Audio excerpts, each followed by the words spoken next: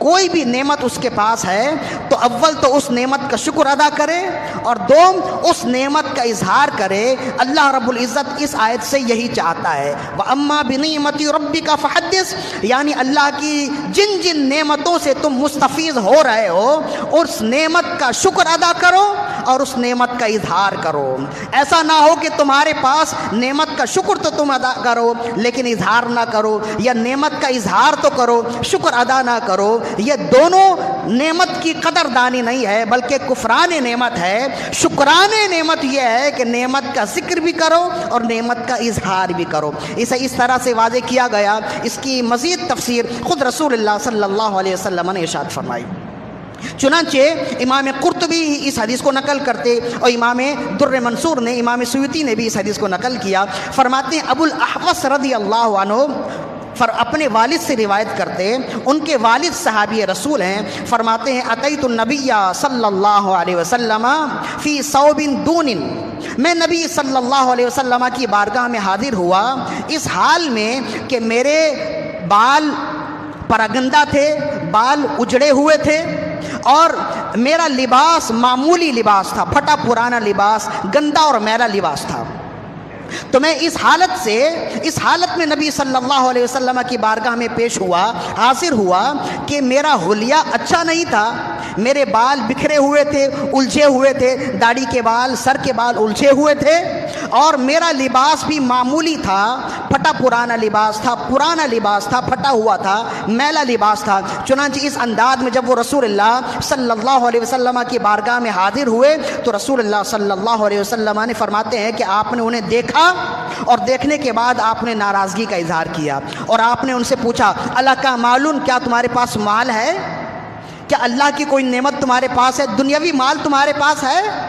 قلتو، تو کہتے میں نے عرض کی نعم میرے پاس مال ہے، اللہ نے مجھے دیا ہے۔ پھر نبی صلی اللہ علیہ وسلم نے ان سے پوچھا من ای المال، تمہارے پاس دنیا کا کون سا مال ہے، دنیاوی کون سی دولت ہے؟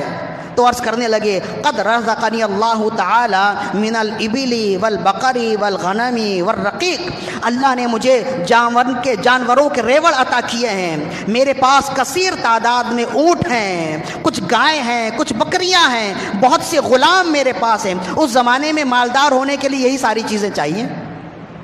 اس زمانے میں مالدار انسان کی نشانی یہی تھی کہ اس کے پاس بڑے مویشی ہوں، بہت سے اونٹ ہوں، بہت جاندار ہوں اور اس کی خدمت کے لیے بہت سے غلام ہوں۔ اس زمانے میں امیر انسان اسی کو کہتے تھے۔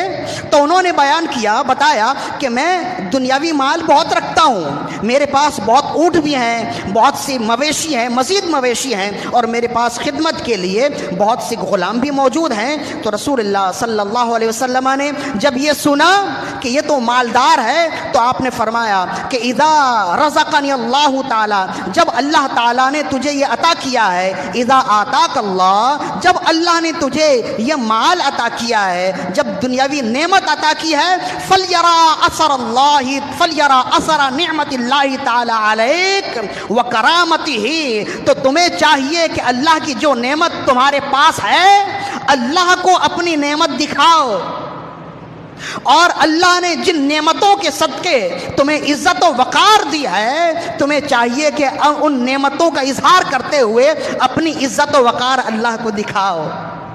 تم نے تو اپنی نعمت کو چھپائے رکھا ہے، تمہارے پاس مال اتنا ہے لیکن تمہارے حلیے سے لگتا ہے کہ تمہارے پاس مال نہیں ہے۔ اللہ نے تمہیں اتنا کچھ دیا ہے لیکن تمہارے لباس سے لگتا ہے کہ اللہ نے تمہیں کچھ بھی نہیں دیا۔ جب اللہ نے تمہیں دیا ہے تو تم اللہ کے دیے کو اللہ کو دکھاؤ۔ فَلْيَرَا أَثَرَ نِعْمَةِ اللَّهِ عَلَيْكَ وَكَرَامَتِهِ، تمہیں چاہیے کہ اللہ نے تمہیں جو نعمت عطا کی ہے تم وہ نعمت اپنے رب کو دکھاؤ، اور جن نعمتوں کے صدقے اللہ نے تمہیں عزت و مقام و مرتبہ دیا ہے تمہیں چاہیے کہ اللہ کو وہ عزت و مقام و مرتبہ دکھاؤ۔ اور پھر رسول اللہ صلی اللہ علیہ وسلم نے ارشاد فرمایا ان اللہ جمیل و یحب الجمال، اللہ خوبصورت ہے اور خوبصورتی کو پسند کرتا ہے۔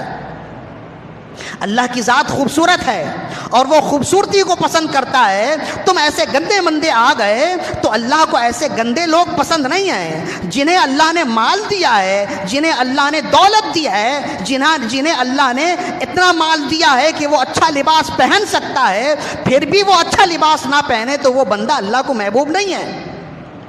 فرمائے ان اللہ جمیل و یحب الجمال، بے شک اللہ خوبصورت ہے اور خوبصورتی کو پسند کرتا ہے. وَإِنَّ اللَّهَ يُحِبُّ أَن يَرَى أَثَرَ نِعْمَتِهِ عَلَى عَبْدِهِ، اور بے شک اللہ چاہتا ہے کہ اللہ اپنی نعمت کا اثر اپنے بندے پر دیکھے. اللہ نے جو نعمت اسے دی ہے اللہ چاہتا ہے کہ اس نعمت کا اثر اپنے بندے پر دیکھے. کہ میں نے بالکل بلا مثال یوں سمجھ لیجئے کہ ایک شخص میں اگر کسی کو کچھ پہننے کے لیے دوں، کوئی لباس دوں، تو میری خواہش ہوتی ہے کہ میں نے جو لباس اسے دی ہے ایک بار اس لباس میں اسے پہنا ہوا دیکھوں. میری خواہش یہ ہوگی. میں نے اگر کسی کو کوئی امامہ شریف دیا تحفے پر تو میری خواہش یہ ہوگی کہ میں ایک بار اسے اس امامہ شریف میں پہنتا ہوا دیکھوں. یہ ہر شخص کی تمنا ہوتی ہے، خواہش ہوتی ہے. تو بلا مثال یوں سمجھ لیجئے اللہ نے جو نعمت دی ہے اللہ یہ چاہتا ہے کہ ان نعمتوں کا اثر میں اپنے بندوں پر دیکھوں.